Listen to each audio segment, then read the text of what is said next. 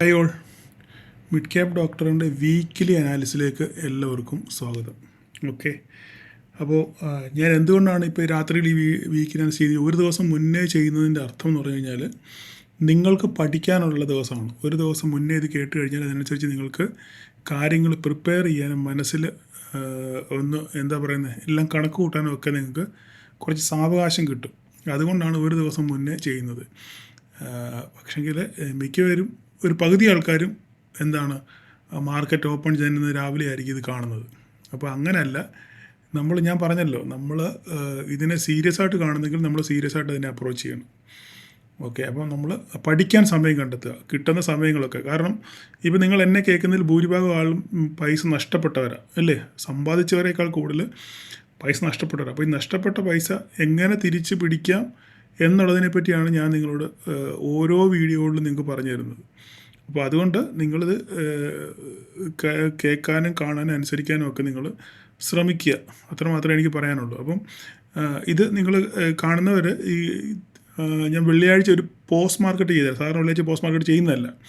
അപ്പോൾ അന്ന് എന്താണ് സംഭവിച്ചത്, അന്ന് നിങ്ങൾക്ക് സംശയം ഉണ്ടാകുന്ന 1-2 കാര്യങ്ങളുണ്ട്.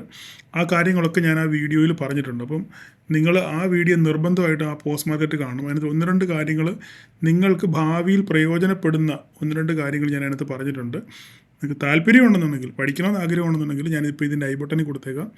നിങ്ങളത് കഴിഞ്ഞതിന് ശേഷം കാണാൻ ശ്രമിക്കുക, അല്ലെങ്കിൽ ഇതിൻ്റെ ലാസ്റ്റ് എൻഡ് സ്ക്രീനിൽ ഞാൻ കൊടുത്തേക്കാം. ഓക്കെ, നിങ്ങളത് നിർബന്ധമായിട്ടും കാണാൻ പഠിക്കണമെന്ന് ആഗ്രഹമുള്ളവർ, അല്ലാത്തവർ വേണ്ട വിട്ടേര് പോട്ടെ, ഇങ്ങനെയൊക്കെ പോയാൽ മതി എന്നുള്ളവർ നോ പ്രോബ്ലം. ഓക്കെ, അപ്പം നമുക്ക് വീക്കിലി അനാലിസിലോട്ട് വരാം. എൻ്റെ തമ്പേൽ കണ്ടൊന്നും ആരും പേടിക്കേണ്ട. ഒരു പക്ഷെങ്കിൽ മാർക്കറ്റ് നിലവിലത്തെ സാഹചര്യം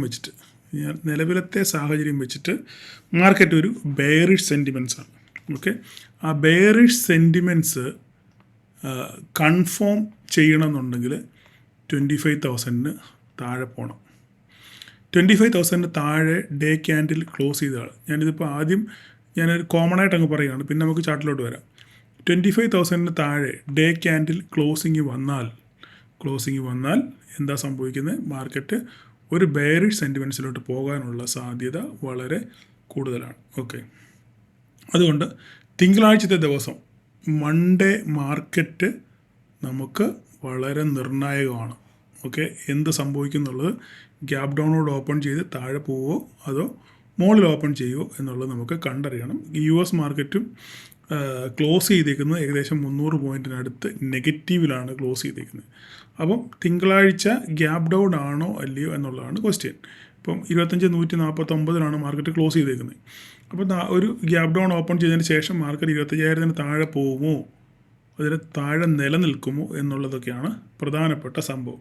അപ്പോൾ ഇത് പറയാനുള്ള 1-2 കാര്യങ്ങളെന്ന് പറഞ്ഞു കഴിഞ്ഞാൽ, ഒന്നാമത്തെ കാര്യം, നമ്മളുടെ ഏറ്റവും വലിയ പ്രശ്നം എന്ന് പറഞ്ഞു കഴിഞ്ഞാൽ നമ്മളുടെ ട്രേഡ് ഡീലാണ്. ഈ ട്രേഡ് ഡീല് നമ്മുടെ മാർക്കറ്റിനെ മാത്രമല്ല, നമ്മുടെ ഗവൺമെൻറ്റിനെയും നമ്മുടെ രാജ്യത്തെ ഒക്കെ നല്ലപോലെ ബാധിക്കും. അപ്പം എത്രയാണ് താരിഫ് വരുന്നതെന്നുള്ളതിനെ ആശ്രയിച്ചിരിക്കും നമ്മളുടെ മാർക്കറ്റിൻ്റെ മുമ്പോട്ടുള്ള ഗതി. എൻ്റെ ഒരു പേഴ്സണൽ ഒപ്പീനിയനാണ് മിനിമം ഒരു 20% താരിഫ് കിട്ടാനുള്ള സാധ്യത ഉണ്ട്. 20% അതിന് മുകളിലോ 20% അതിന് മുകളിലോ ഒരു താരിഫ് കിട്ടാനുള്ള സാധ്യതയാണ് നിലവിലത്തെ സിറ്റുവേഷൻ വെച്ചിട്ട്. ഓക്കെ, അങ്ങനെ വരികയാണെന്ന് 20% മുകളിൽ 20% മുകളിൽ തരുവാണെന്നുണ്ടെങ്കിൽ ഒരു പക്ഷെങ്കിൽ മാർക്കറ്റ് അതിനെ അത്ര സുഖകരമായിട്ട് കാണുമെന്ന് എനിക്ക് തോന്നുന്നില്ല. ഓക്കെ, മറ്റുള്ളവർക്കൊക്കെ 25, 30, 35 കിട്ടി, 50 കിട്ടിയ ബ്രസീലൊക്കെ 50 അടിച്ചു കൊടുത്തേക്കുന്നത്. അപ്പം ആ സാഹചര്യത്തിൽ നമുക്ക് ഒരു സ്പെഷ്യൽ കൺസിഡറേഷൻ ഉള്ള പ്രകാരം ഒരു 20 മറ്റവരൊക്കെ അങ്ങനെ കുറയ്ക്കാൻ പറ്റത്തില്ലല്ലോ, എന്നാലും ഒരു 20 നമുക്ക് തരുമെന്നാണ് ഞാൻ പ്രതീക്ഷിക്കുന്നത്. അങ്ങനെയാണെങ്കിൽ തന്നെ മാർക്കറ്റ് അത് മാത്രമല്ല, 20 പ്രശ്നമല്ല, അതിൽ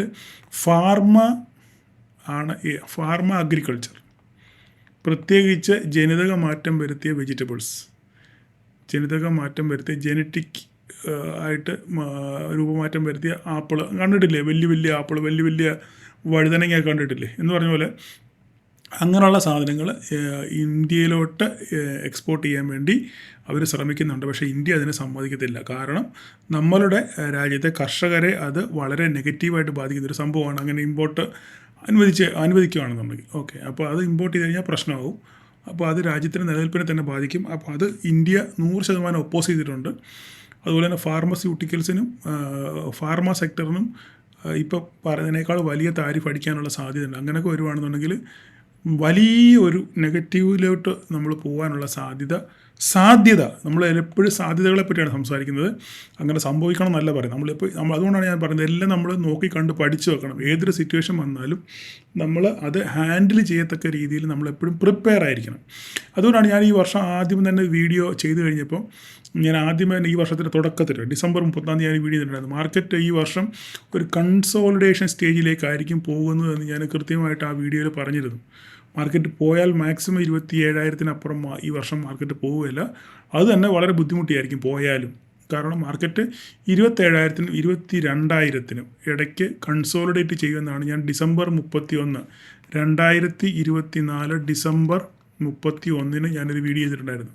അതിനകത്തിൽ വേണം നിങ്ങളത് കേട്ട് നോക്കുക. ഓക്കെ, മാർക്കറ്റ് അത് കാരണം അത് ഞാൻ വളരെ ഇയർലി ചാർട്ട് വെച്ചാണ് അത് ചെയ്തേക്കുന്നത്. ഇയർലി ചാർട്ട് വെച്ച് ഞാനത് അനലൈസ് ചെയ്തേക്കുന്നത്. ഓക്കെ, അപ്പം അങ്ങനെ സംഭവിക്കുന്നില്ല. പക്ഷേ മാർക്കറ്റിൻ്റെ സിറ്റുവേഷൻ അതുകൊണ്ടാണ് ഞാൻ പറയുന്നത്, നിങ്ങൾ സ്വിംഗ് ട്രേഡ് ചെയ്യുന്ന ആൾക്കാരാണെങ്കിലും അവിടെ നിങ്ങൾ ന്യായം പാലിക്കുക.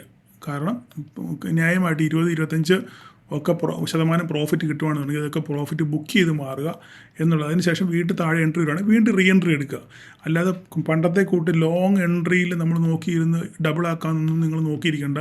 അതൊന്നും ഇനി നടക്കുന്ന കാലമല്ല. ഓക്കെ, അതിനേക്കാൾ നല്ലത് സ്വിംഗ് എൻട്രി എടുക്കുക.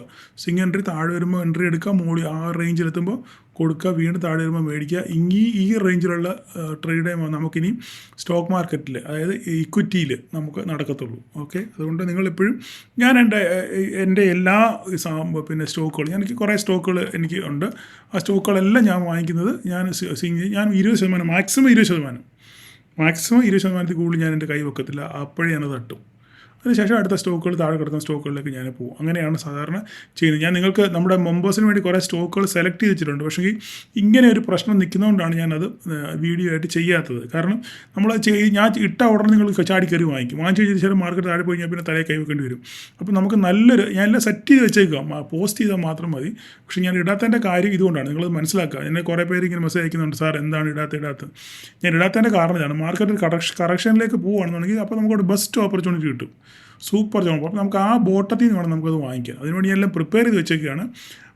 അതിപ്പോൾ നിങ്ങൾ വരും, അപ്പോൾ നിങ്ങൾ കാശൊക്കെ സംഘടിപ്പിച്ച് റെഡിയാക്കി വെക്കുക. ഓക്കെ, നമുക്ക് ആ അവസരം വരുമ്പോൾ നമുക്കത് വാങ്ങിക്കാം. ഞാൻ പറഞ്ഞ നമ്മൾ ഡിഫൻസ് സ്റ്റോക്കിൽ കുറേ സ്റ്റോക്കുകൾ വാങ്ങിച്ച് നമ്മൾ പ്രോഫിറ്റ് ബുക്ക് ചെയ്യായിരുന്നില്ല. 260 എടുത്ത BEL ഇപ്പം 400 മേളിൽ പോയി. അപ്പോൾ ഞാൻ പറഞ്ഞു, എന്നോട് പലരും പേഴ്സണലായിട്ട് സാർ ഇത് കൊടുക്കണോ, ഞാൻ പറഞ്ഞു കൊടുക്കുക.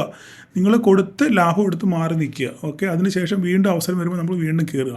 ഇതൊക്കെയുള്ള എനിക്ക് പറയാനോ. അത് പിന്നെ നിങ്ങളുടെയൊക്കെ ഓരോരുത്തരുടെയും മനോധർമ്മം അനുസരിച്ച് നിങ്ങൾ ചെയ്യുക. അപ്പോൾ അത് പറഞ്ഞ കൂട്ടത്തിൽ അതൊക്കെ പറയുന്നുള്ളൂ. അപ്പോൾ നമുക്ക് പറയാനുള്ള കാര്യം എന്ന് വെച്ച് കഴിഞ്ഞാൽ നമുക്കിത് ചാർട്ടിലോട്ട് വരാം. ചാർട്ടിലോട്ട് ഇതിപ്പം നമ്മൾ ഓൾറെഡി ഞാൻ പോസ്റ്റ് മാർക്കറ്റ് ഞാൻ ഓൾറെഡി വെള്ളിയാഴ്ച സംഭവം ചെയ്തു.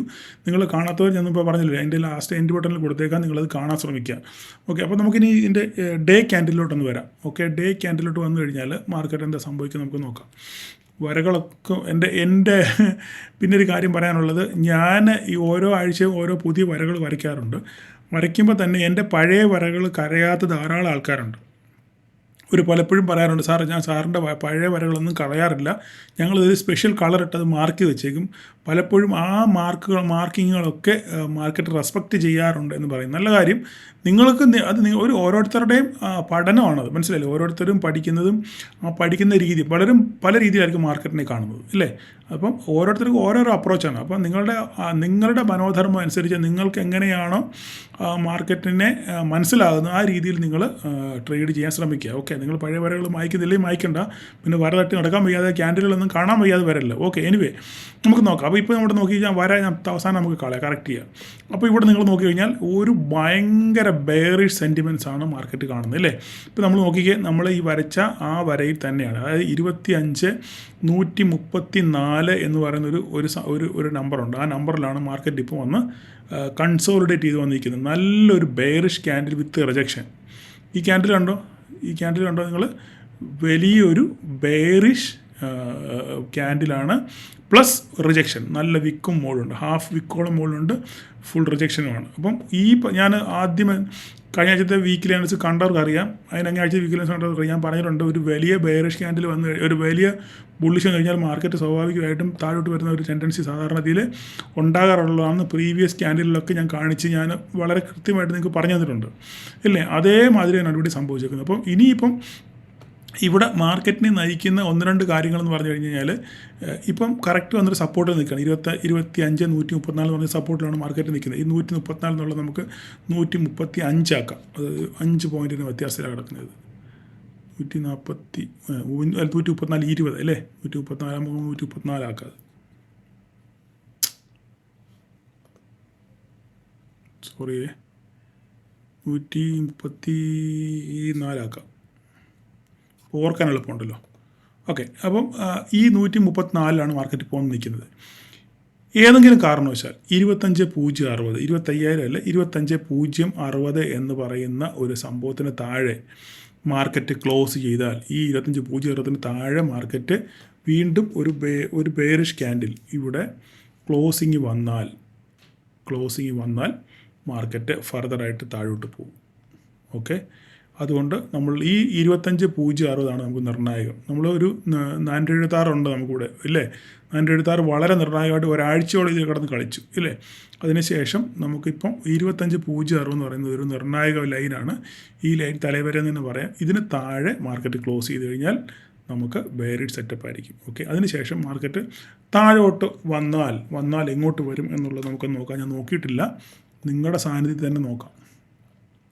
ഈ 25,400 പ്രത്യേകം നിങ്ങൾ നോക്കിക്കുക. 25,400 പല പ്രാവശ്യം റെസിസ്റ്റൻസ് എടുത്തതാണ്. 25,400 എന്ന് പറയുന്നത് 1 2 3 4 5 ഇതില്ല 6 7 പ്രാവശ്യം ഡേ വൈസിസിൽ പിന്നെ ഇവിടെ സപ്പോർട്ട് എടുത്തിട്ടുണ്ട്. 8 9 10 പല പ്രാവശ്യം സപ്പോർട്ടോ റെസിസ്റ്റൻസോ ആയിട്ട് ആക്ട് ചെയ്തിരിക്കുന്ന ഒരു ലൈനാണ് 25.0. നിങ്ങൾ നോക്കിക്കഴിഞ്ഞാൽ അറിയാം ഇല്ലേ? വളരെ ഒരു മേജർ ലൈനാണിത്.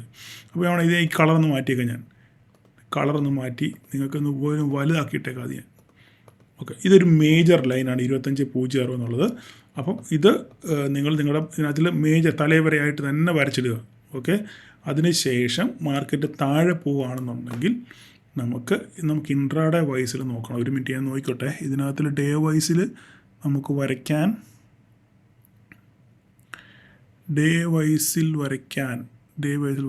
നമുക്ക് ഈ ഒരു ലൈൻ 24,863. പക്ഷേ ഇതൊക്കെ ഇൻട്രാഡേ വരയ്ക്കുന്നതായിരിക്കും നല്ലത്. ഒരു മിനിറ്റ് നോക്കിക്കോട്ടെ.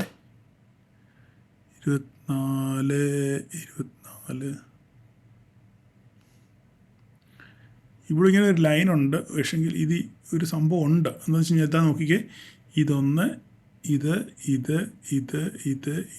ഇത് പല പ്രാവശ്യം ഇവിടെ കിടന്ന് കളിച്ചിട്ടുണ്ട്. അപ്പോൾ നമുക്ക് ആ 24,859 24,860 ആക്കാം. നമുക്ക് 24,860. ഓക്കെ, ഈ ഒരു ലൈനൂടെ കിടന്നോട്ട്. അതിനുശേഷം പിന്നെ 24,500 ഇത്രയും കിടന്നു. ഈ ഒരു ലൈനൂടെ ഞാൻ വരയ്ക്കുന്നുള്ളൂ. പിന്നെ നമുക്ക് ബാക്കി ഇൻട്രാഡേയിൽ നമുക്ക് വരയ്ക്കാം. അപ്പോൾ നിങ്ങൾ നോക്കുക, 25.060 ബ്രേക്ക് ചെയ്യുന്നത് നോക്കുക. പിന്നെ വേറൊരു സംഗതി, ഇതിനകത്ത് ഇൻഫ്ലുവൻസ് ചെയ്യുന്ന വേറൊരു സംഗതികളുണ്ട്.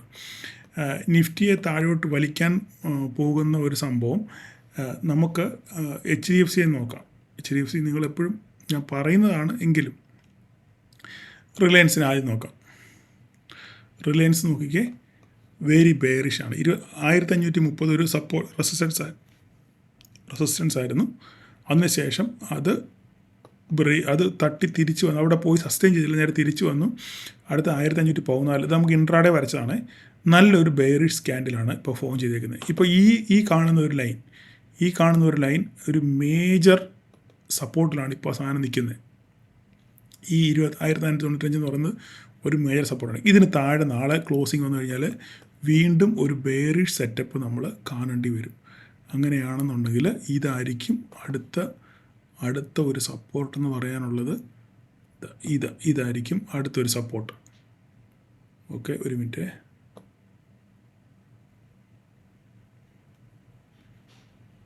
ഓക്കെ, 1460 ഇതായിരിക്കും അടുത്തൊരു സപ്പോർട്ട്. ഓക്കെ, അപ്പം ഇതുകൂടെ നിങ്ങളൊന്ന് നോക്കി വെച്ചേക്കുക. റിലയൻസ് എല്ലാം ബെയറിഷ് സെറ്റപ്പാണ്. ഓക്കെ, ഇത് റിലയൻസ് 1. അടുത്തത് നോക്കാം, HDFC നോക്കാം. HDFCയും ഈ പറയുന്ന പോലെ തന്നെ നമ്മളുടെ 1993 ഒന്നും വായിക്കാനൊന്നുമില്ല. 1993 പൊട്ടിച്ച് നിൽക്കുകയാണ്. ഓക്കെ, 1993 പൊട്ടിച്ച് വന്ന് നിന്ന് അടുത്ത സപ്പോർട്ടിൽ ഏകദേശം 1980 റേഞ്ചിൽ വന്ന് നിൽക്കുകയാണ്. അപ്പോൾ ഇത് അടുത്ത സംഭവം പറഞ്ഞാൽ 1975ആണ്. ഈ 1975 കൂടെ 1993 നമ്മുടെ കയ്യിലുണ്ട്. അടുത്ത 1975. ഈ 1975 കൂടെ പൊട്ടിയാൽ 1975 കൂടെ പൊട്ടിയത് നേരത്തെ വരച്ചിട്ടേക്കുന്നതാണ്. ഞാൻ നോക്കിക്കോട്ടെ ഒന്ന്, പണ്ട് വരച്ചിട്ടേക്കുന്ന അതിനകത്തിൽ. പക്ഷെ ആ വര അത്ര സുഖമുള്ള വര അല്ലല്ലോ. ഇതങ്ങ് കളഞ്ഞേക്കാമേ. അതിന് ശേഷം നമുക്കൊന്ന് ഇതാണ് കറക്റ്റ് വര, 1978. ഓക്കെ, ഈ 1970 ഇത് നോക്കുക, 1978 നോക്കുക, ഇത് വരച്ചിട്ടേക്കുക. അപ്പോൾ ഈ 1978 എൻ്റെ ഡേറ്റ് ഓഫ് ബർത്ത് ആണ്. അപ്പോൾ ഓർക്കാൻ എളുപ്പമാണല്ലോ. 1978 പിന്നെ പൊട്ടി താഴെ പോയാൽ പിന്നെ ബാക്കി നമ്മൾ താഴോട്ട് നോക്കിയാൽ മതി. HDFCയെ പറഞ്ഞ കേട്ടല്ലോ. അപ്പം HDFC കാര്യം തീരുമാനമായി. അടുത്ത ICICI ബാങ്ക്. കാരണം ഈ HDFC ഓൾ ടൈം ഹൈ ആണ്. അപ്പം ICICI ഈ പറഞ്ഞ പോലെ ബെയറിഷ് സെൻറ്റിമെൻറ്റ്സ് ഓൾറെഡി ആണ്. കാരണം സപ്പോർട്ട് പൊട്ടി നിൽക്കുകയാണ്. സപ്പോർട്ട് ഇവിടെ നോക്കിക്കേ, ഇതെല്ലാം സപ്പോർട്ടുകളാണ് ഇല്ലേ, ഭയങ്കര ഭീകരമായ സപ്പോർട്ടുകളാണ്. ഈ സപ്പോർട്ട് പൊട്ടി താഴെ നിൽക്കുകയാണ്. താഴെ പോയാൽ നമ്മൾ വീണ്ടും അടിവാരം ICICI ബാങ്കിന് റിസൾട്ട് വരാൻ കിടക്കുന്നേ ഉള്ളൂ. ഓക്കെ, ഇതാണ് ICICI 1400 കൂട്ടിക്കോ. 1400 താഴെ പോയാൽ പിന്നെ ICICI ബാങ്കും താഴെ പോകും. അടുത്ത കോട്ടക് ബാങ്കും നല്ല ഓൾ ടൈം ഹൈ ഒക്കെ കഴിഞ്ഞ് ഇങ്ങനെ ആ ഏരിയയിൽ കൺസോളിഡേറ്റ് ചെയ്ത് നിൽക്കുകയാണ്. ഇത് വരച്ചിട്ടുണ്ട്. ഇവിടെ വരയ്ക്കാൻ വേറെ ഒന്നുമില്ല. 2203. ഈ 2203 പൊട്ടിത്ത് കഴിഞ്ഞാൽ അതും സാധനം താഴോട്ട് വരും. ഇവിടെ ഇതിനെല്ലാം എന്തെങ്കിലും ഒരു നെഗറ്റീവ്സ് ഉണ്ടായി കഴിഞ്ഞാൽ ഇവനെല്ലാം താഴോട്ട് പോരും. ഇതെല്ലാം നിഫ്റ്റിയുടെ ഹെവി വെയിറ്റ് സാധനങ്ങളാണ്. ഇവരെല്ലാം നിഫ്റ്റിയെ താഴോട്ട് വലിക്കാനുള്ള സാധ്യതയുണ്ട്. അത് മാത്രമല്ല, bank Nifty all time high ആണ്. Bank Nifty all time high ആയതുകൊണ്ട് എന്താ കുഴപ്പം? ബാങ്ക് നിഫ്റ്റി താഴോട്ട് വരുമ്പം അതിനനുസരിച്ച് നിഫ്റ്റിയും താഴോട്ട് വന്നേ ഒക്കത്തുള്ളൂ. പണ്ട് ഞാൻ ഒരു 1-2-3 ആഴ്ചയ്ക്ക് മുന്നേ ഞാൻ നിങ്ങളോട് ഓൾറെഡി പറഞ്ഞതാണ്, നിഫ്റ്റി ഇങ്ങനെ നിൽക്കുകയും bank Nifty all time high നിൽക്കുകയും ചെയ്യുകയാണെന്നുണ്ടെങ്കിൽ നിഫ്റ്റി മുകളിലോട്ട് പോകാനുള്ള സാധ്യത വളരെ കുറവാണ്. രണ്ടെണ്ണന്മാരുടെ താഴെ വന്നിട്ട് വീണ്ടും ഒന്നിച്ച് തോളെ കൈയിട്ട് വേണം മുകളിലോട്ട് പോകാമെന്ന് ഞാനൊരു വാക്ക് പറഞ്ഞത് എത്ര പേർക്ക് ഓർമ്മയുണ്ടെന്ന് എനിക്കറിയത്തില്ല. ഓക്കെ, അപ്പോൾ ഇത്രയൊക്കെയാണ് നിഫ്റ്റിയെ താഴോട്ട് വലിക്കാനുള്ള സംഗതികൾ. ഇത് തന്നെ ബാങ്ക് നിഫ്റ്റിക്കും ബാധിക്കും. അപ്പം അതുകൊണ്ട് നിഫ്റ്റിയുടെ സംഗതികൾ ഞാൻ പറഞ്ഞത് നിങ്ങൾക്ക് മനസ്സിലായെന്ന് വിചാരിക്കുന്നത്. അപ്പോൾ ഇതൊക്കെ നിഫ്റ്റിക്കുള്ള നെഗറ്റീവ് ഫാക്ടറാണ്. അത് മാത്രമല്ല, HDFCയിൽ മറ്റേ ആ ഒരു കേസ് ഉണ്ടല്ലോ, ഒരു ട്രസ്റ്റുമായിട്ടുള്ള കേസ്. ആ ട്രസ്റ്റുമായിട്ടുള്ള കേസിൽ തിങ്കളാഴ്ച അതിൻ്റെ വിധി വരാനുള്ള സാധ്യതയുണ്ട്. അത് HDFC എങ്ങനെ ബാധിക്കും എന്നുള്ളതും ഒരു ചോദ്യമാണ്. അവിടെ ഒരു അൺസർട്ടനിറ്റി ഉണ്ട്. അപ്പോൾ നിങ്ങൾ ന്യൂസുകൾ വാച്ച് ചെയ്യുക, എന്താണ് അതിൻ്റെ പുറത്ത് കോടതിയുടെ വിധി എന്താണെന്നുള്ളത് നിങ്ങൾ അതുകൂടെ ഒന്ന് വാച്ച് ചെയ്യുക. അപ്പം ഇത്രയാണ് നിഫ്റ്റിയെ പറ്റി പറയാനുള്ളത്. നമുക്ക് നിഫ്റ്റിയുടെ ഇൻട്രാഡേ കൂടെ നമുക്കൊന്ന് നോക്കാം. നിഫ്റ്റിയുടെ ഇൻട്രാഡേ കൂടെ നോക്കിക്കഴിഞ്ഞാൽ ഇനി നമുക്കിവിടെ വര കുറച്ച് കളയാനുണ്ട്. അപ്പോൾ ഈ വരയ്ക്കകത്തിൽ മേജർ വരകളൊക്കെ നമുക്ക് ഈ വര മേജറാണ്. ഈ 25.060 മേജറാണ്. ഓക്കെ, അടുത്ത 24.860 ഇത്രയും സംഭവങ്ങൾ മേജറാണ്. നമുക്ക് ഇതിനിടയിൽ ഒരു ഇൻട്രാഡേ വര വരയ്ക്കേണ്ടി വരും ഇല്ലേ? വരയ്ക്കാം. ഓക്കെ, അതിന് മുന്നേ നമുക്കിതൊന്ന് കറക്റ്റ് ചെയ്യാം. ഇത് കറക്റ്റ് ചെയ്യണമെന്നുണ്ടെങ്കിൽ നമുക്ക് ഈ ഒരു ലൈൻ ഇത് ഇങ്ങോട്ടൊന്ന് കറക്റ്റ് ചെയ്യാം. ഓക്കെ, ഈ ലൈൻ വേണ്ട, ആ ലൈൻ വേണ്ട. ഓക്കെ, ഇവിടെ നമ്മൾ എപ്പോഴും വരുമ്പോൾ അതുകൊണ്ട് ഇതൊരു റേഞ്ച് ആയിരിക്കും. ഇവിടെ റേഞ്ച് വരച്ചിട്ടേക്കാം. ഇവിടെ ഒരു റേഞ്ച് സംഗതികളാണ്. ഒരു ഗ്യാപ്പായത്. ഓക്കെ, ഒരു റേഞ്ച് ബൗണ്ടായിട്ട് കിടന്നുണ്ട് കേട്ടോ. അപ്പം ഇതിനകത്ത് ഓക്കെ, അപ്പോൾ ഇതിനകത്ത് ചിലപ്പം വന്ന് കൺസോളിഡേറ്റ് ചെയ്യാനുള്ള സാധ്യതയുണ്ട്. അപ്പോൾ ഈ റേഞ്ച് ബ്രേക്ക് ചെയ്ത് മുകളിലോട്ട് പോയെങ്കിൽ പിന്നെ ഫർദർ പോക്കുള്ളൂ. ഇല്ലെങ്കിൽ ഇതാ സംഭവമാണ്. ബാക്കി എല്ലാം അതുപോലെ തന്നെ, വേറെ മാറ്റങ്ങൾ ഒന്നുമില്ല. എല്ലാം അങ്ങനെ തന്നെ കിടക്കണം, ഒരു മാറ്റവും ഇല്ല. ഓക്കെ, അപ്പം നോക്കുക നാളെ എങ്ങനെയാണ് ഓപ്പൺ ചെയ്ത്. ഇതിനകത്ത് ഫ്ലാറ്റ് ഓപ്പണിംഗ് ആണെന്നുണ്ടെങ്കിൽ മുകളിലോട്ടോ താഴോട്ടോ അല്ല, ഇതിനകത്താണ് ഓപ്പണിംഗ് എങ്കിൽ ഇതിനകത്ത് ഓപ്പണിങ്ങോ 25,060 താഴെയോ ഓപ്പൺ ചെയ്യുകയാണെന്നുണ്ടെങ്കിൽ എവിടെ എന്ത് സംഭവിക്കും നോക്കുക. 25,060 താഴെയാണെന്നുണ്ടെങ്കിൽ തിരിച്ച് കയറുന്നുണ്ട് നോക്കുക, അല്ല ഈ ലൈന് താഴെ സസ്റ്റെയിൻ ചെയ്യുന്നുണ്ട് നോക്കുക. അങ്ങനെയാണെന്നുണ്ടെങ്കിൽ പിന്നെ ഈ 25.0 SL ഇട്ടുകൊണ്ട് നിങ്ങൾക്ക് താഴോട്ട് സാധനം നോക്കാം. ഓക്കെ, അപ്പോൾ അതുകൊണ്ട് വളരെ നിർണായകമാണ് രാവിലത്തെ 5-10-15 മിനിറ്റ്. നമുക്ക് കഴിഞ്ഞ ദിവസം കണ്ടില്ലേ, ഗ്യാപ്പ് ഡൗൺ ഓപ്പൺ ചെയ്തു ശേഷം മാർക്കറ്റ് തിരിച്ച് റിക്കവറി ചെയ്തു 15 മിനിറ്റ്. അതിന് ശേഷമാണ് മാർക്കറ്റ് തിരിച്ച് ഇത്രയും ഫോൾ കിട്ടിയത്. എന്ന് പറഞ്ഞ പോലെ തന്നെ ഗ്യാപ്പ് ഡൗണിൽ ഓപ്പൺ ചെയ്ത് കഴിഞ്ഞാൽ ആദ്യത്തെ 10-15 മിനിറ്റ് എന്ത് സംഭവിക്കുന്നു നോക്കുക. ഓക്കെ, കൺഫർമേഷൻ നമുക്ക് എപ്പോഴും ഇതിന് താഴെയുള്ളൂ. ഇല്ല ഇവിടെ ഓപ്പൺ ചെയ്ത് മോളിൽ പോയി എന്നിട്ട് മോളിൽ പോയിട്ട് കൊണ്ട് തിരിച്ചു വരുവാണെന്നുണ്ടെങ്കിൽ നമുക്ക് ഇത് വെച്ചിട്ട് നമുക്ക് നോക്കാം. SL ഇട്ടിട്ട് നമുക്ക് താഴോട്ട് നോക്കാം. എപ്പോഴും നമ്മൾ ടാർഗറ്റ് ബുക്ക് ചെയ്ത് വേണം കാര്യങ്ങൾ. ഓരോരോ ടാർഗറ്റ് നമ്മൾ നിശ്ചയിക്കണം. ലോട്ട് കൂടുതലാണെങ്കിൽ ഓരോ നിശ്ചിത ഇടവേളകളിൽ നമ്മൾ പ്രോഫിറ്റ് ബുക്ക് ചെയ്ത് വേണം നമ്മൾ പോകാൻ. എങ്ങനെയൊക്കെയാണ് ഓർഡർ ഇടുന്നതൊക്കെ ഞാൻ കൃത്യമായിട്ട് ഒരു വീഡിയോ ചെയ്തിട്ടുണ്ട്. എത്ര പേര് കണ്ടിട്ടുണ്ടെന്ന് അറിയത്തില്ല. സ്റ്റോപ്പ് ലോസ് സാർ എങ്ങനെയാണ് ചെയ്യുന്നത് ധാരാളം പേര് ചോദിച്ചായിരുന്നു. ഓക്കെ, അതിന് അവരുടെ അഭ്യർത്ഥന പ്രകാരമാണ് ഞാൻ വീഡിയോ ചെയ്തത്. നിങ്ങൾ മാക്സിമം കാണാൻ ശ്രമിക്കുക. ഓക്കെ, എങ്ങനെ സ്റ്റോപ്പ് ലോസ് സെറ്റ് ചെയ്യാം, സ്റ്റോപ്പ് ലോസ് എങ്ങനെ ട്രെയിൽ ചെയ്യാമെന്നൊക്കെ ഞാനൊരു വീഡിയോ ചെയ്തിട്ടുണ്ട്. ഇന്ന് തന്നെ അത് കാണാൻ ശ്രമിക്കുക. ഓക്കെ, അപ്പോൾ ഇതിനിടയിൽ കൂടെ നമുക്കൊരു വര വരയ്ക്കണം ഇല്ലേ? നമുക്കത് നോക്കിയേക്കാം ഇതിനിടയ്ക്ക് എങ്ങനെയാണ് ഒരു വര വരയ്ക്കുന്നത്. ഞാൻ പറഞ്ഞ കുറച്ച് ലാഗ് ഉണ്ടായിരിക്കും, പക്ഷേ നിങ്ങൾ ശ്രദ്ധിച്ച് കേൾക്കുക. ഓക്കെ, നമുക്കിപ്പോൾ വരയ്ക്കാനുള്ളത് ഇതൊരു ലൈൻ ഇവിടെ നോക്കിക്കേ, ഇവിടെ. ഓക്കെ, വരയുടെ കനം കുറയ്ക്കട്ടെ. ഓക്കെ, ഇത് ഒരു ലൈനാണ്. ഇവിടെ 24,950 അല്ല, വെരി കറക്റ്റ്. 29,950. ഓക്കെ, 950 ഇതുകൂടെ ഒന്ന് നോട്ട് ചെയ്ത് വെച്ചേക്കുക. അപ്പോൾ 25,060, 24,950, അടുത്ത് 24,860. ബാക്കി പോവുകയാണെങ്കിൽ പിന്നെ നമുക്ക് പാതാളത്തിൽ നോക്കാം. ഇത് ഓർമ്മ വരച്ചിട്ടേക്കാം. ഇനിയിപ്പോൾ വരയുടെ കുറവുകൊണ്ട് ഇനിയും ടാർഗറ്റ് കിട്ടിയില്ലെന്ന് പറയല്ലേ. ഇത് ഓക്കെ തമാം. അപ്പം എല്ലാം ക്ലിയർ ആയല്ലോ. ഓക്കെ, 5 മിനിറ്റ് ഒന്നുകൂടെ വരാം. ഓക്കെ, അപ്പം ഞാൻ ഒന്നുകൂടെ പറയാം, കാണാത്തൊരു കണ്ടോണേ. ഇവിടെ നോക്കിയാൽ ബാക്കി വില മുകളിൽ കിടപ്പുണ്ട്. താഴോട്ടുള്ള മാത്രം കണ്ടാൽ മതിയോ. 25,215, 25,134 നിങ്ങളുടെ കയ്യിലുണ്ട്. അടുത്ത 25,060 അത് നിങ്ങളുടെ കയ്യിലുള്ളതാണ്. പുതുതായിട്ട് വരച്ചാണ് 24,950, അടുത്ത 24,860, അടുത്ത 24,753. അത് വേണേൽ ഒന്ന് കറക്റ്റ് ചെയ്തേക്കാം. Round figure ആക്കണോ? 53. ഓക്കെ, അപ്പോൾ അത്രയും ലൈൻ അവിടെ നിന്നോട്ടെ. ക്ലിയർ ആയല്ലോ. ഇനി നമുക്ക് അടുത്ത എന്താണ്, നമുക്ക് ബാങ്ക് നിഫ്റ്റിയിലോട്ട് വരാം. ബാങ്ക് നിഫ്റ്റി നമ്മുടെ ലൈനൊക്കെ കൃത്യമായിട്ട് റെസ്പെക്റ്റ് ചെയ്യുന്നുണ്ട്. ഇവിടെ വേറെ പ്രത്യേകിച്ച് കളികളൊന്നുമില്ല. നമുക്ക് ഡേ ഒന്ന് നോക്കാം, എന്താ സെറ്റപ്പ് ഒന്ന് നോക്കിക്കാം. ഉണ്ടോ, വെരി ബെയറിഷാണ്. നോക്കിയേ, എങ്കിലും നമ്മുടെ ലൈൻ ഒന്ന് സപ്പോർട്ട് എടുത്തിട്ടുണ്ട് ഇല്ലേ. 25,624 എന്നുള്ളൊരു ലൈൻ ഒന്ന് സപ്പോർട്ട് എടുത്തിട്ടുണ്ട്. നല്ല ബെയറിഷാണ്. അപ്പോൾ ഇതിന് താഴെ പോയാൽ 25,624 താഴെ പോയി കഴിഞ്ഞാൽ സംഗതി വശപ്പശകാണ്. കൺഫർമേഷൻ 56,070. 56,070 താഴെ പോയാൽ പിന്നെ നല്ലപോലെ താഴോട്ട് വീഴും. ഓക്കെ, അപ്പോൾ അതുകൊണ്ട് നമുക്ക് അടുത്ത ദിവസങ്ങളിൽ ശരിക്കും ബാങ്ക് നിഫ്റ്റി വാച്ച് ചെയ്യുക. ബാങ്ക് നിഫ്റ്റിയെ നയിക്കുന്ന സാധനം ഈ 3 എണ്ണമാണ്. നിങ്ങൾ നോട്ട് ചെയ്ത് വെച്ചോ. HDFC, ICICI, Kotak bank. ഈ 3 പേരായിരിക്കും ബാങ്ക് നിഫ്റ്റിയുടെ തലവിധി നിർണ്ണയിക്കുന്ന 3 സ്റ്റോക്കുകളായിരിക്കും അത്. അപ്പോൾ നിങ്ങൾക്ക് കീനായിട്ട് നിങ്ങളതിനെ വാച്ച് ചെയ്യുക. നിങ്ങൾക്ക് വല്ല ട്രേഡ് വല്ലതും ചെയ്യണമെന്നുണ്ടെങ്കിൽ അതിനകത്ത് നിങ്ങൾ ട്രേഡ് പ്ലാൻ ചെയ്യുക. ഞാനായിട്ടൊന്നും പറയുന്നില്ല. ഓക്കെ, അപ്പം 5 മിനിറ്റിലോട്ട് വരാം. 5 മിനിറ്റിലോട്ട് വന്നു കഴിഞ്ഞാൽ വരയ്ക്കാനൊന്നുമില്ല. അവിടെ എല്ലാം ക്ലിയറാണ്, വെരി ക്ലിയറാണ് എല്ലാം. ഓക്കെ, നമ്മുടെ ലൈനെല്ലാം കൃത്യമായിട്ട് റെസ്പെക്റ്റ് ചെയ്തിട്ടുണ്ട്. ഓക്കെ, ഇനിയിപ്പോൾ താഴോട്ട് വരയില്ലല്ലേ. അപ്പോൾ ഇതിനിടയ്ക്കൊരു ഇടത്താവളം നമുക്ക് വരയ്ക്കേണ്ടി വരും. ഇടത്താവളം വരയ്ക്കാൻ നമുക്കൊന്ന് നോക്കാം. 15 മിനിറ്റിലോട്ട് പോയി നോക്കട്ടെ, എല്ലാം ഉണ്ടോ. ഇല്ല. 45 മിനിറ്റിലോട്ട് പോയി നോക്കാം. ഓക്കെ, 45 മിനിറ്റിലുണ്ട്. ഇവിടെ സാധനം താഴെ ഇവിടെ ക്ലിയറായിട്ട് ഇവിടെ കിടപ്പുണ്ട്. പ്രത്യേകിച്ച് ഒന്നും പറയാനില്ല. ഇത് ക്ലിയറാണ്. ഇച്ചിരി കൂടെ ഒന്ന് അഡ്ജസ്റ്റ് ചെയ്യണം. ഓക്കെ, ഇത്രയേ ഉള്ളൂ. 56,624, 56,030. ഇതിനിടയിലൊക്കെ ഒരു ഇടത്താവളം ഉണ്ട്. വേണമെങ്കിൽ വരയ്ക്കാം. ഇതൊക്കെ ഒരു പോയിൻ്റാണ്, വേണേൽ വരച്ചിട്ടേക്കാം. ചിലപ്പം 624, 511, 100 പോയിൻ്റൊക്കെ ഉള്ളു. ഇനി ബാങ്ക് നിഫ്റ്റിക്ക് 100 പോയിൻ്റ് എന്നൊക്കെ പറഞ്ഞു കഴിഞ്ഞാൽ സിമ്പിളാണ്. വേണ്ട, അത് വരയ്ക്കണ്ടാവട്ടെ. വന്ന് വേണമെങ്കിൽ തിരിച്ചു പോകാൻ ഒരു വരയുടെ കുറവുണ്ട്, അത് കിടന്നോട്ടെ. ഓക്കെ, ഒരു ഒരു സപ്പോർട്ടുണ്ട്, അതുകൊണ്ടാണ് അത് വരച്ചത് കേട്ടോ. ഓക്കെ, അപ്പോൾ ഇത്രയേ ഉള്ളൂ. ബാങ്ക് നിഫ്റ്റിയിൽ വേറെ പ്രത്യേകിച്ചൊന്നുമില്ല. നമ്മൾ ഓൾറെഡി നിങ്ങളുടെ കയ്യിൽ എല്ലാ സാധനം ഇരിപ്പുണ്ട്.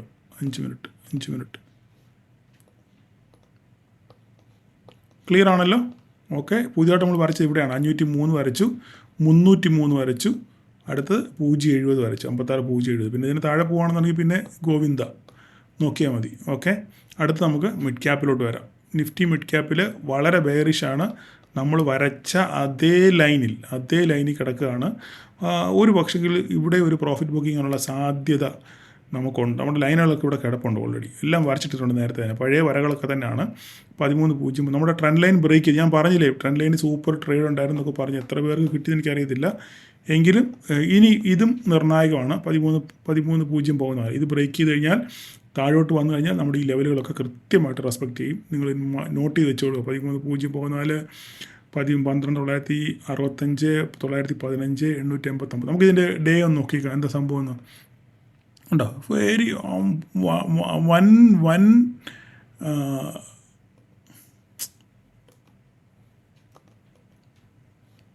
ഇങ്ങനെ പോവാൻ. ഓക്കെ, നമ്മുടെ ട്രെൻഡ് ലൈൻ ബ്രേക്ക് ചെയ്ത്, നിങ്ങൾ കണ്ടാൽ അറിയാം, ബ്രേക്ക് ചെയ്ത് സാധനം താഴെ പോയി അല്ലേ. വെരി ബെയറിഷാണ്. നോക്കിക്കേ, ഭയങ്കര ഫുൾ ബെയറിഷാണ്. വലുതാക്കി കാണിക്കാം ഞാൻ. അയ്യോ, ഭയങ്കര ബെയറിഷാണ്. ഉണ്ടോ, നോക്കിക്കേ ആ ശക്തി, നോക്കിക്കേ എൻ്റെ സ്ട്രെങ്ത് നോക്കിക്കേ, എന്താ എത്ര നല്ല ബെയറിഷായിട്ടാണ് വന്നേക്കുന്നതെന്ന്. ഉണ്ടോ അപ്പം ഈ കണ്ടിന്യൂഷൻ ഇങ്ങനെ തുടങ്ങുകയാണെന്നുണ്ടെങ്കിൽ സാധനം ഇഞ്ഞ് പോരും. 12,660 വരേണ്ടി വരും. അങ്ങനെയൊക്കെ വരുവാണെന്നുണ്ടെങ്കിൽ നമുക്ക് തിരിച്ച് റിവേഴ്സലിന് നല്ലപോലെ പിടിക്കണം. പക്ഷേങ്കിൽ നിങ്ങൾ സൂക്ഷിച്ച് വേണം ചെയ്യാൻ. കാരണം ലോട്ട് സൈസ് കൂടുതലായതുകൊണ്ട് ലാഭമായാലും നഷ്ടമായാലും അതിൻ്റെ തീവ്രത വളരെ കൂടുതലായിരിക്കും. അതുകൊണ്ട് സൂക്ഷിച്ച് മാത്രം മിഡ് ക്യാപ്പിനകത്ത് ചെയ്യുക. കൈ പൊള്ളാനുള്ള സാധ്യത വളരെ കൂടുതലാണെങ്കിലും ട്രെൻഡ് ലൈൻ ബ്രേക്ക് ചെയ്ത് നിൽക്കുന്നതുകൊണ്ട് ഇനി എന്താ സംഭവിക്കുന്നത് നമുക്കറിയത്തില്ല. എങ്കിലും 12,839.60 അത് നിർണായകമാണ്. 12,839 എന്ന് പറഞ്ഞത് 39 അല്ല 40, നമുക്കത് വേണം 40 ആക്കിയേക്കാം. 12,840. ഓക്കെ, അത് വളരെ നിർണായകമാണ്. അതിനുശേഷം എന്താ സംഭവിക്കുന്നത് നമുക്കറിയത്തില്ല. അടുത്ത ദിവസങ്ങൾ നമുക്ക് നോക്കാം.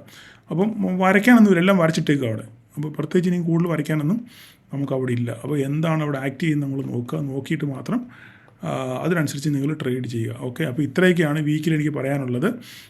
ന്യൂസുകൾ ശ്രദ്ധിക്കുക. ന്യൂസുകളായിരിക്കും മാർക്കറ്റിനെ നയിക്കുന്നത്. ട്രംപിൻ്റെ വായിൽ നിന്ന് എന്ത് വീഴുന്നോ അതിനനുസരിച്ചായിരിക്കും കാര്യങ്ങൾ പോകുന്നത്. അപ്പോൾ ഇതിൻ്റെ എൻ്റെ സ്ക്രീനിൽ ഞാൻ 2 കാര്യങ്ങൾ ചെയ്തു. കഴിഞ്ഞ വീക്കിൽ അനാലിസിസ് കൊണ്ട് ഞാൻ ഇന്നലെ ചെയ്ത 2-3 വീഡിയോ ഉണ്ട്. ഓക്കെ, ഇന്ന് ആ സ്റ്റോപ്പ് ലോസ് എങ്ങനെ ട്രെയിൽ ചെയ്യാം, ടാർഗറ്റ് വെക്കാമെന്നുള്ള വീഡിയോ ഉണ്ട്.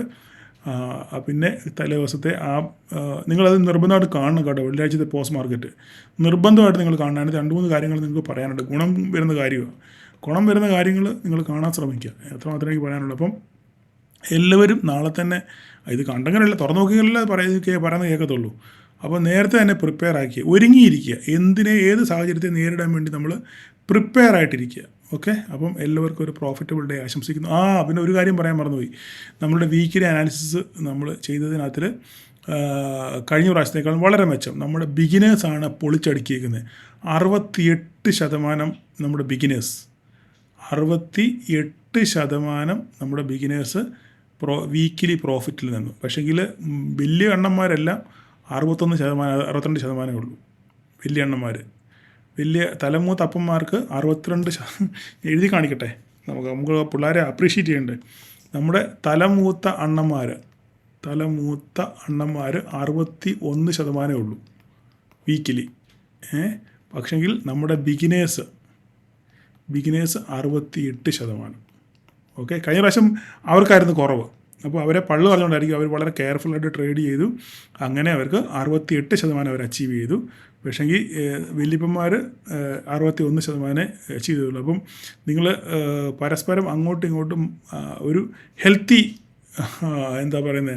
മത്സരം കാഴ്ചവെച്ച് നിങ്ങളൊരു 70%-ലേക്ക് എത്താൻ ശ്രമിക്കുക. ഓക്കെ, അങ്ങനെയൊക്കെ എത്തി നമുക്ക് കൺസിസ്റ്റൻ്റായിട്ടൊരു 70% പോവുകയാണെന്നുണ്ടെങ്കിൽ 60-70 ഇടയിൽ നിന്നാൽ മതി. എനിക്ക് വലിയ ആഗ്രഹമൊന്നുമില്ല. 100 പേര് ട്രേഡ് ചെയ്യുമ്പം 60 മുതൽ 70 പേര് വരെ നിങ്ങൾ വീക്കിലി പ്രോഫിറ്റിലെത്താൻ ശ്രമിക്കും. കാരണം ഈ ബാക്കി 30% ആൾക്കാർ പറയാൻ അനുസരിക്കാത്തവരാണ്. എത്ര പറഞ്ഞാലും അനുസരിക്കാത്ത, അവർക്ക് ട്രേഡ് ചെയ്തേ ഒക്കത്തുള്ളൂ. അവരുടെ കൈ വിറയ്ക്കും. അല്ലെങ്കിൽ 2 ദിവസം മുമ്പ് എന്നെ 1-2 പേര് എന്നോട് സാറേ ഞങ്ങൾക്ക് ചെയ്തേ ഒക്കത്തുള്ളൂ. നിങ്ങളുടെ വിധി, നിങ്ങൾക്ക് രക്ഷപ്പെടണമെന്ന് ആഗ്രഹമില്ല, പിന്നെ എന്ത് ചെയ്യാൻ പറ്റും? അവനവനാണ് അവനവൻ്റെ വിധി നിർണ്ണയിക്കുന്നത്. അപ്പോൾ അതുകൊണ്ട് എനിക്ക് 30% ആൾക്കാരോട് വേറെ ഒന്നും പറയാനില്ല. പക്ഷേ നമ്മുടെ 60 മുതൽ 70% ആൾക്കാർ നിങ്ങൾ വിജയിക്കാൻ വേണ്ടി ഞാൻ ഈ പറയുന്ന ന്യായം നിങ്ങൾ പാലിക്കുക. ട്രേഡ് ലിമിറ്റ് ചെയ്യുക. ട്രേഡ് ലിമിറ്റ് ചെയ്യുക, ട്രേഡ് സെലക്റ്റീവ് ആകുക, ഓപ്പർച്യൂണിറ്റി വരുമ്പോൾ മാത്രം നിങ്ങൾ ട്രേഡ് ചെയ്യാൻ ശ്രമിക്കുക. അങ്ങനെ ചെയ്യുകയാണെന്നുണ്ടെങ്കിൽ നിങ്ങൾക്ക് പ്രോഫിറ്റിലേക്ക് എത്താൻ പറ്റും. ഓക്കെ, അപ്പോൾ എല്ലാവർക്കും വളരെ സൂക്ഷിച്ച് ട്രേഡൊക്കെ വളരെ കുറച്ച് സെലക്റ്റീവായിട്ട് ട്രേഡ് എടുത്ത് വിജയിക്കാൻ നിങ്ങളെ ഓരോരുത്തരെയും ആഹ്വാനം ചെയ്യുന്നു. അങ്ങനെ ചെയ്യണം. അടുത്ത ആഴ്ച നമുക്ക് ഇതിനേക്കാളും കൂടുതൽ പ്രോഫിറ്റിലോട്ട് എത്തണം. ഓക്കെ, അപ്പോൾ എല്ലാവർക്കും ഒരു നല്ല വീക്കെൻഡ് ആശംസിക്കുന്നു. Thank you all.